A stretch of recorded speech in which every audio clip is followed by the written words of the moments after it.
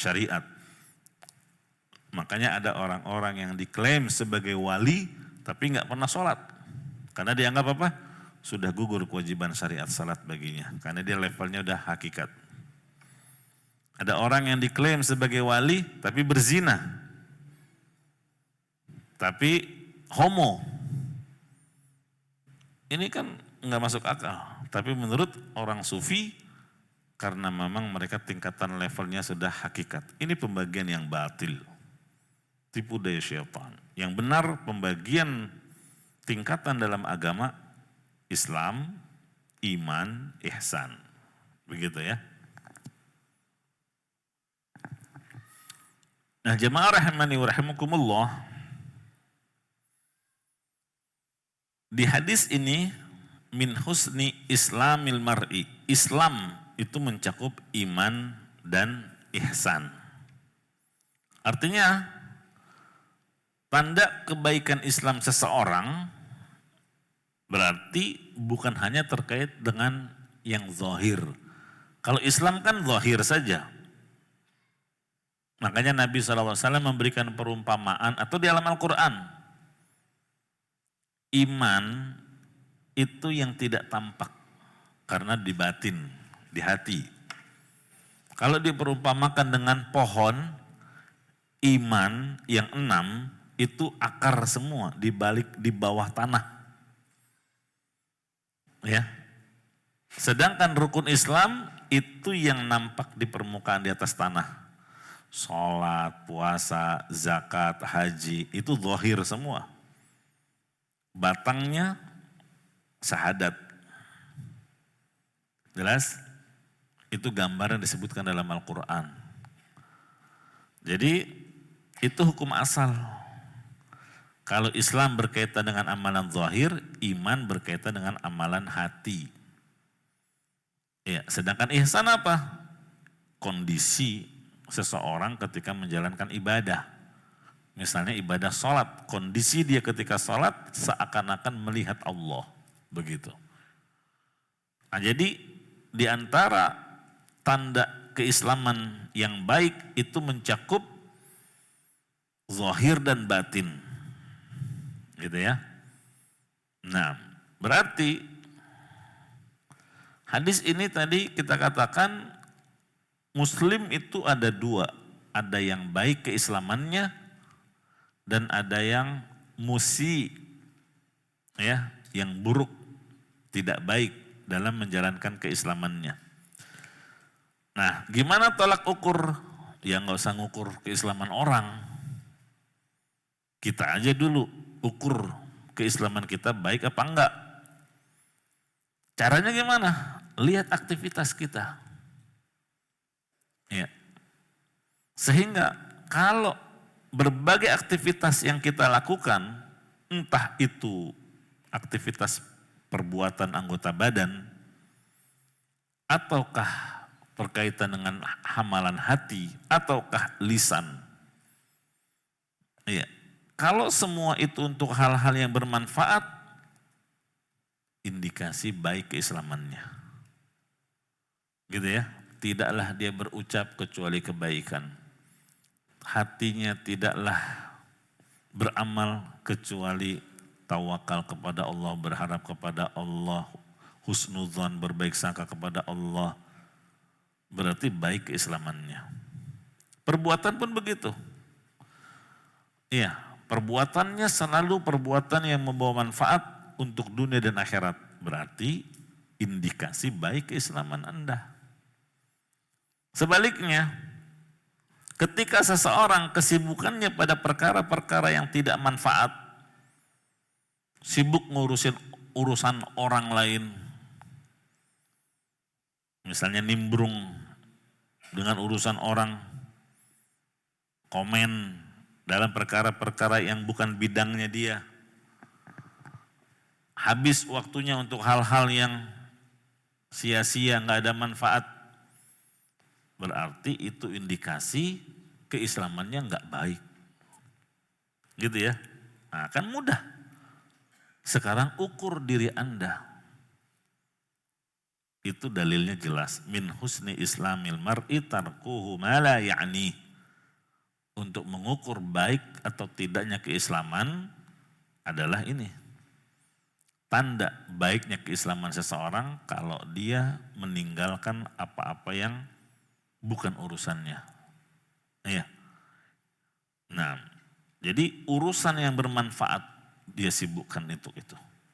Tapi ingat, manfaat itu, urusan yang bermanfaat, tolak ukurnya syariat, bukan hawa nafsu. Karena sebagian orang sibuk main game. Menurut dia itu bermanfaat. Ya, stresnya hilang. Ya. Tapi menurut syariat itu bukan manfaat, itu mudarat. Karena engkau diciptakan bukan untuk main-main, tapi untuk beribadah kepada Allah. Ya. Orang yang misalnya apalagi merokok, minum-minuman, narkoba, menurut mereka itu membawa manfaat. Karena kalau sudah melakukan hal itu tadi, tenang, rileks, stresnya hilang. Apakah demikian cara mengukur manfaat? Jawabannya tidak. Perkara bermanfaat atau tidak, itu dinilai tolak ukurnya syariat. Bukan hawa nafsu. Jelas? Maka jamaah rahimani wa rahimakumullah, sebagai seorang muslim yang menginginkan kebaikan pada agamanya, ya berusahalah menyibukkan diri dengan perkara yang bermanfaat, tapi tadi standar manfaatnya menurut syariat. Ya. Kemudian jamaah rahimani wa rahimakumullah, Allah berfirman, "Wa man ahsanu dinan mimman aslama wajhahu lillah." Jadi siapa yang menjalankan Islam zahir dan batin, ya, itu orang yang baik keislamannya. Sebagaimana yang Allah sebutkan di surat An-Nisa ayat 25. Jadi orang yang baik keislamannya itu kesibukannya untuk hal-hal yang bermanfaat bagi dirinya dan juga meninggalkan semua maksiat yang memang wajib dia tinggalkan. Ya, bahkan perkara yang mubah kalau ternyata akan menggiringnya menjadi makruh, gitu ya, mubah tapi nggak ada maslahatnya, atau bahkan justru akan menggiring kepada mudarat. Nah, gitu ya. Jadi bukan hanya meninggalkan yang haram, ya, tapi yang makruh atau berlebihan dalam perkara mubah yang nggak ada maslahatnya pun dia akan tinggalkan. Nah, itu indikasi baik keislaman seseorang. Jamaah rahimani wa rahimakumullah, kita ini sekarang hidup di zaman modern, apalagi di zaman medsos saat ini, banyak sekali perkara-perkara yang tidak bermanfaat.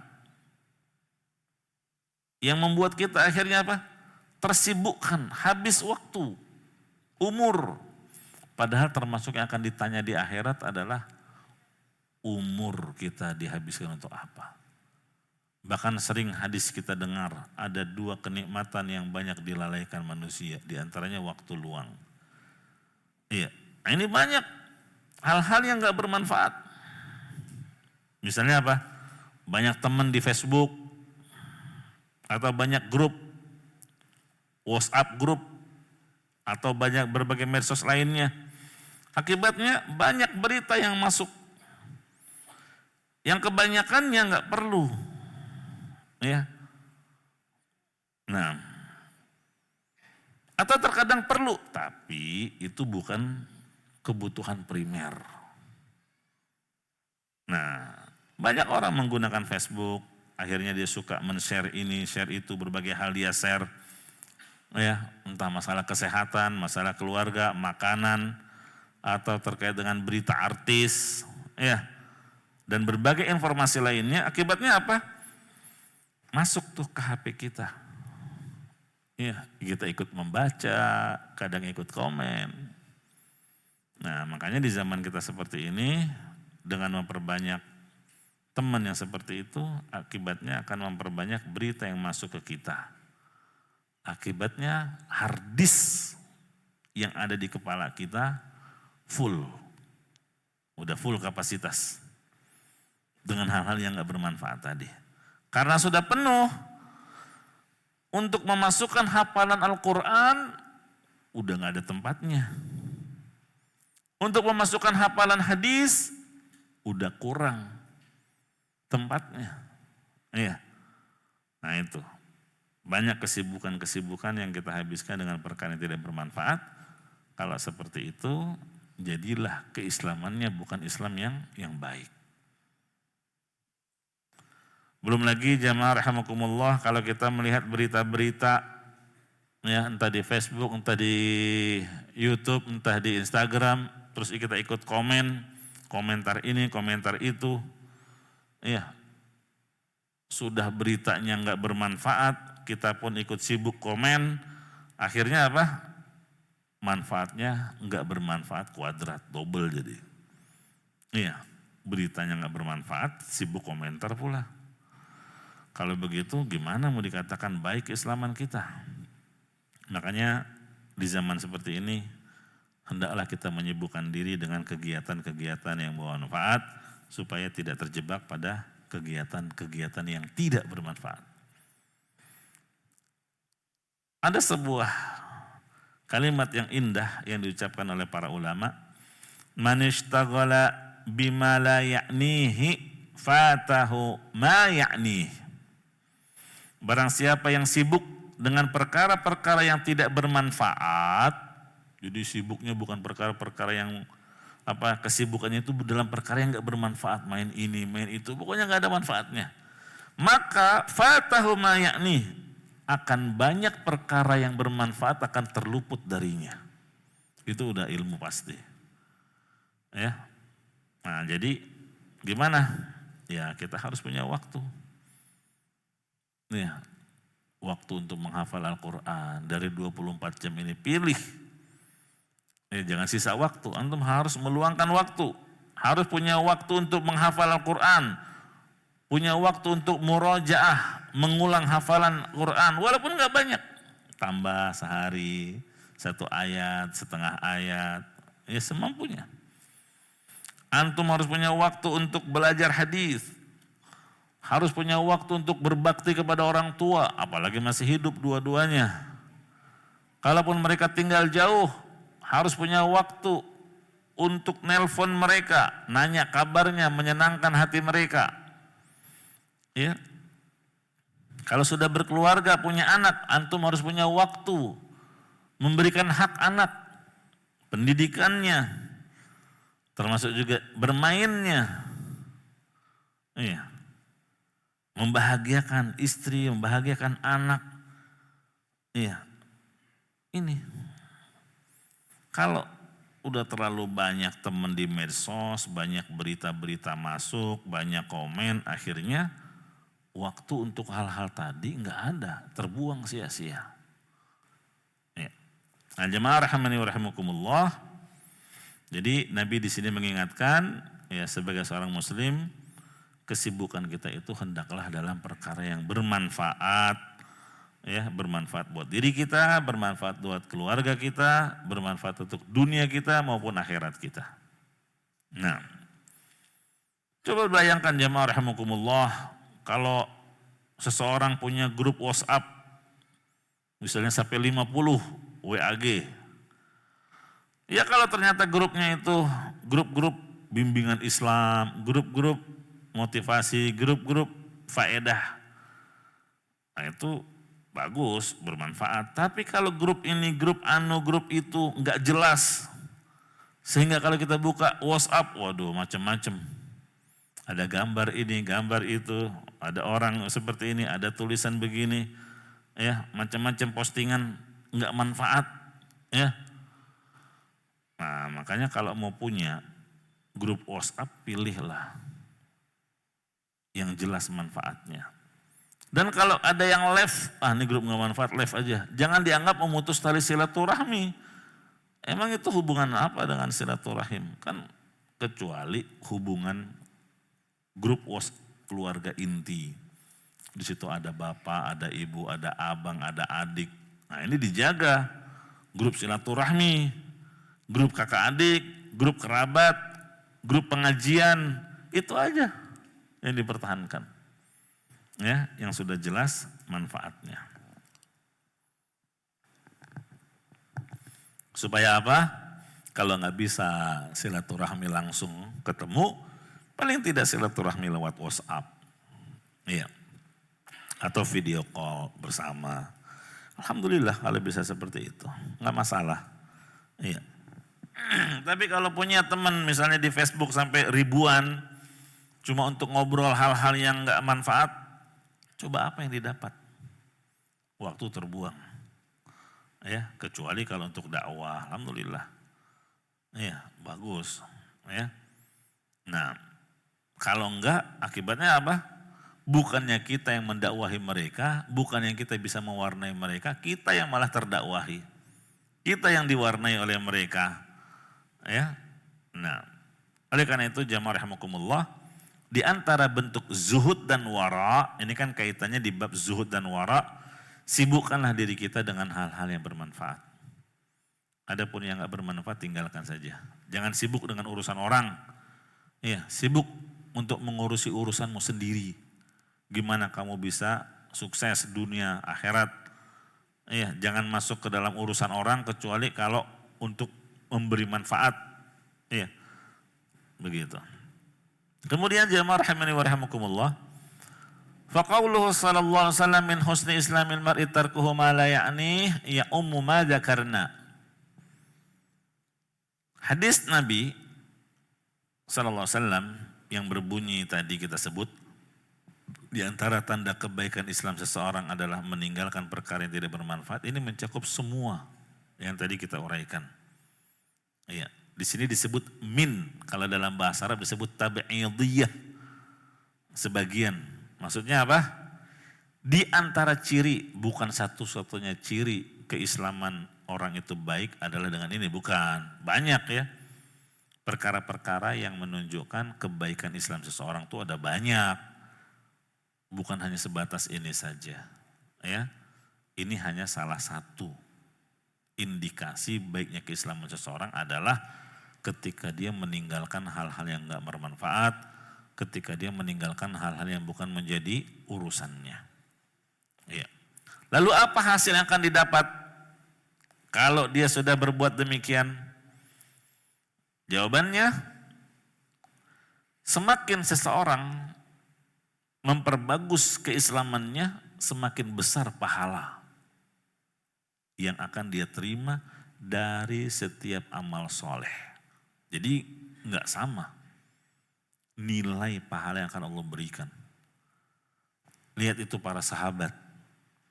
Ya, kata Nabi SAW, kalau ada di antara kalian yang berinfak dengan emas segede gunung Uhud, itu nggak bisa mengalahkan infaknya sahabat. Padahal amalannya sama-sama infak, sedekah. Jumlahnya sangat jauh. Kalian segede gunung, yang diinfakkan sama berupa emas. Tapi kata Nabi SAW nggak bisa mengalahkan infaknya sahabat Nabi yang cuma segini.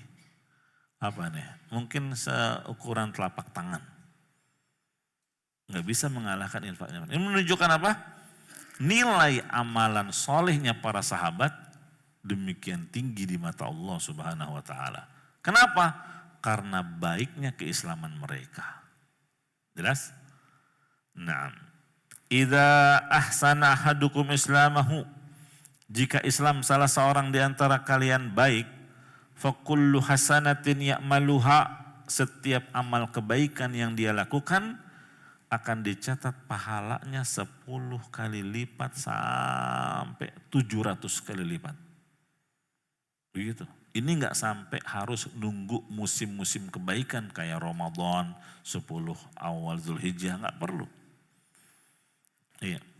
Wa kullu sayyi'atin ya'maluha tuktabu lahu bimithliha. Nah, begitu ya. Kalau keburukan yang dia lakukan itu hanya dicatat satu. Ini terus berlaku seperti itu sampai dia berjumpa dengan Allah. Masya Allah, ini hadis riwayat Muslim.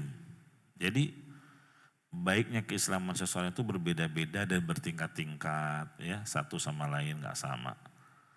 Jelas? Nah, dalilnya mana? Dalilnya surat Al-An'am ayat 160. Man jaa'a bil hasanati falahu asyru amsalha wa man jaa'a bis sayyi'ati fala yujza illa mithlaha wa hum la yuzlamun. Tuh lihat. Khusus untuk orang yang baik keislamannya, itu kelipatan pahala dari kebaikan yang dia lakukan lebih dari 10 kali lipat. Bahkan 700 kali lipat. Ini akan didapat oleh orang yang baik keislamannya. Nah, dalil lainnya surat An-Nisa ayat 40. Inna Allah la yazlimu mithqala dzarrah. Allah tidak berbuat zalim meski sekecil dzarrah. Dzarrah itu kan ungkapan untuk sesuatu yang sangat kecil. Ya, debu yang nempel di tangan itu dzarrah. Jadi kalau kita tepuk terus kita kibas-kibas, ada yang berjatuhan di kertas, itu bukan dzarrah. Dzarrah yang masih nempel di sini. Ada juga yang berpendapat dzarrah itu kalau kita buka gorden, buka jendela, ada gordennya terus kita kibas-kibas. Terus ada yang terbang-terbang gitu, berling-berling, itu dzarrah. Berarti kan dzarrah itu sesuatu yang sangat kecil, lembut, sampai gak bisa kita pegang. Di ayat ini Allah bilang gak mungkin Allah berbuat kezaliman sekecil itu. Wa in taku hasanatan yudha'ifha. Tapi kalau ada kebaikan yang kalian lakukan, Allah akan lipat gandakan. Wa yu'ti min ladunhu ajran 'azima, dan Allah akan memberikan baginya pahala yang sangat agung. Ini penjelasan dari Ibnu Abbas, ya, bahwa secara hukum asal setiap orang itu akan mendapatkan 10 kali lipat dari kebaikan yang dia perbuat. Adapun khusus untuk orang yang baik keislamannya, itu akan semakin banyak kelipatan ganda pahala yang dia dapat. Berarti apa? Baiknya keislaman seseorang mempengaruhi nilai pahala yang dia perbuat di sisi Allah Subhanahu wa ta'ala. Wa mafhumul hadis anna man lam yatruk ma la ya'ni. Nah, sekarang pemahaman kebalikan. Orang yang tidak meninggalkan sesuatu yang tidak bermanfaat, ya, dia nggak mau tinggalkan, udah tahu nggak ada manfaatnya, dia nggak tinggalkan. Itu indikasi buruknya keislaman dia, ya, entah terkait dengan ucapannya nggak baik, ucapannya kotor, ucapannya dusta, ucapannya khianat, ucapannya nggak baik. Atau terkait dengan perbuatan, perbuatannya, tingkah lakunya, tulisannya, ya. Nah, ini indikasi tidak baik keislaman orang yang seperti itu. Fahadal hadis yu'adu minal kalimatil 'amma al-jami'ah. Hadis ini termasuk ucapan Nabi yang ringkas tapi padat, memberikan batasan dan penjelasan tentang sebab kebaikan Islam seseorang, yaitu ketika dia menyibukkan diri dengan hal yang bermanfaat dan meninggalkan hal-hal yang tidak berguna. Ya, entah itu berupa ucapan, komentar, perbuatan, tulisan, macam-macam. Gitu ya. Makanya jamaah rahimani wa rahimakumullah, Nabi SAW mengingatkan kita, ihris ala ma yanfa'uk wasta'in billah wala ta'jaz. Ini hadis Nabi, ya, motivasi supaya kita meraih keberuntungan dunia akhirat. Apa itu? Ya, ada 3 hal yang harus kita miliki. Yang pertama, harus punya keinginan. Yang kedua, sungguh-sungguh untuk meraih keinginan tersebut. Serius, semangat. Yang ketiga, jangan lupa doa, minta pertolongan kepada Allah. Ini. Satu saja dari ketiga ini ditinggalkan, akan kehilangan kebaikan. Jelas? Jadi ada orang punya keinginan, tapi nggak sungguh-sungguh. Ya nggak dapat, malah malas-malesan. Gimana punya keinginan tapi nggak serius? Kata Nabi, ihris, kalau kamu punya keinginan dan keinginanmu itu bermanfaat, serius, sungguh-sungguh. Jangan malas-malesan, karena malas itu pangkal kegagalan. Ada juga orang yang punya keinginan, punya semangat, serius, tapi bukan dalam hal yang membawa manfaat. Ini juga sia-sia. Ya, kerugian juga yang akan dia dapat. Keletihan, kelelahan. Kenapa? Karena keseriusannya dan semangatnya bukan dalam hal yang membawa manfaat. Seperti tadi, main-main, main game, atau para pelaku bid'ah itu kan serius, sungguh-sungguh, tapi bukan dalam hal yang bermanfaat. Cuma capek aja. Kalau punya keinginan dalam hal bermanfaat, sudah serius, tapi dia nggak pernah doa, minta pertolongan kepada Allah. Ini pun tidak akan sempurna, tidak akan maksimal hasil yang dia dapatkan. Makanya jamaah rahimakumullah, ya, tidak akan sempurna hasil yang diperoleh seorang hamba, ya, oleh seorang hamba kecuali dengan benar-benar mewujudkan 3 hal tadi. Punya keinginan, dan ingat keinginanmu itu harus dalam hal yang membawa manfaat dunia dan akhiratmu. Terus doa, minta sama Allah Subhanahu wa ta'ala. Ya. Ini satu hadis yang bisa kita bahas pada malam hari ini, kaitannya dengan bab zuhud dan wara. Di antara bentuk zuhud dan wara seorang hamba adalah ketika dia mau menyibukkan dirinya hanya dalam perkara yang membawa manfaat, dan dia tinggalkan hal-hal yang tidak ada manfaatnya. Jangan juga sibuk untuk mengurusi urusan orang lain, tapi sibukkanlah mengurusi urusan diri kita sendiri. Gitu ya. Kita tidak masuk dalam urusan orang kecuali dalam rangka memberikan manfaat kepadanya atau menolongnya. Demikian, semoga ini menjadi pengingat bagi kita agar kita bisa menjadi orang yang baik keislamannya. Jazakumullah khaira. Naktafi bihadzal qadar. Subhanakallahumma bihamdika asyhadu an la ilaha illa anta astaghfiruka wa atubu ilaik. Walhamdulillahi rabbil alamin. Wassalamualaikum warahmatullahi wabarakatuh.